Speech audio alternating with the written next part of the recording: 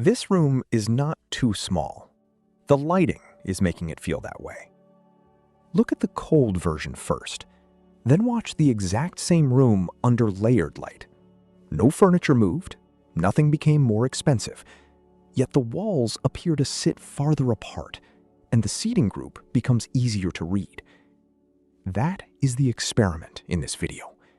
We will change one lighting decision at a time, close each loop with a visible correction, and finish with a formula you can test tonight without redesigning your home.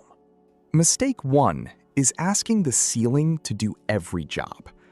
Downlights are useful for circulation and cleaning, but when they become the only source, light falls from one direction and flattens the room into a bright box. Corners lose depth, faces feel harder, and every surface competes at the same intensity. Keep the ceiling light, but stop treating it as the whole plan. Dim it, then introduce one source near eye level. The room immediately gains a foreground, a middle, and a background.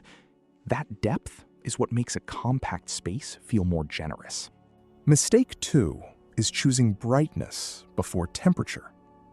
A bulb marked daylight may sound natural, but at night, a cold 5,000 Kelvin source can make a living room feel clinical and expose every boundary at once.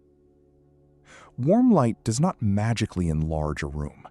It softens the transitions between surfaces, so the eye moves through the composition instead of stopping at every edge.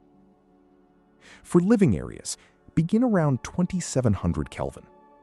Then keep the main visible lamps within the same temperature family. Consistency matters more than buying a fashionable fixture. Mistake 3 is confusing more lamps with layered lighting. Layers are not a shopping list. They are different jobs.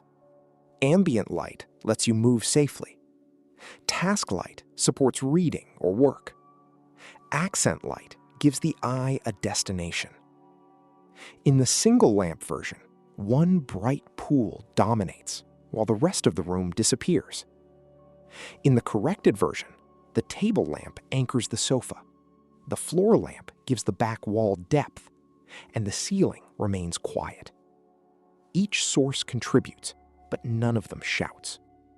That hierarchy is the real meaning of layered light. Mistake 4 is placing every source at one height. A ceiling full of points creates a flat top layer. A row of table lamps creates a low band and leaves the architecture disconnected. A better composition uses at least two useful heights, one source around seated eye level and another that lifts the gaze toward the upper half of the room.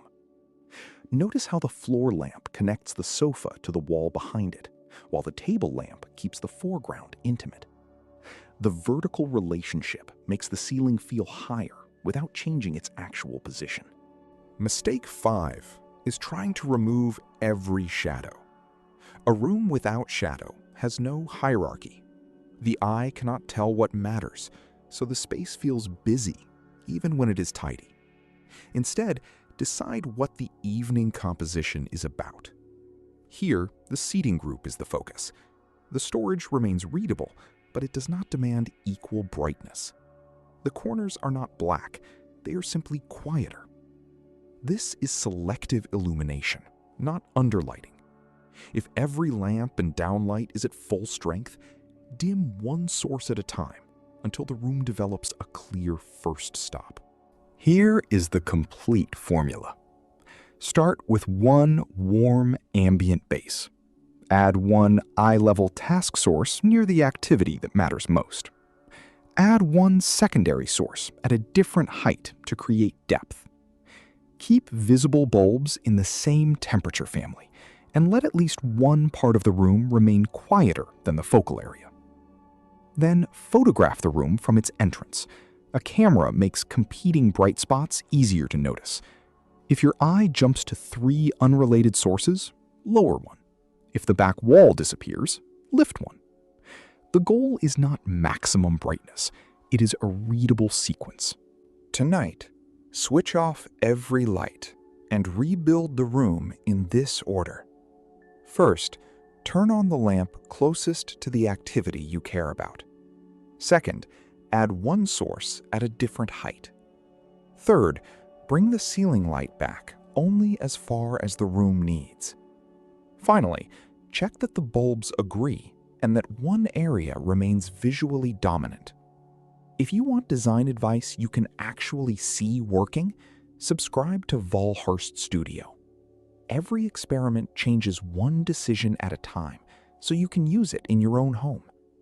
Which mistake do you recognize? One source, cold bulbs, or no layers? Tell me below.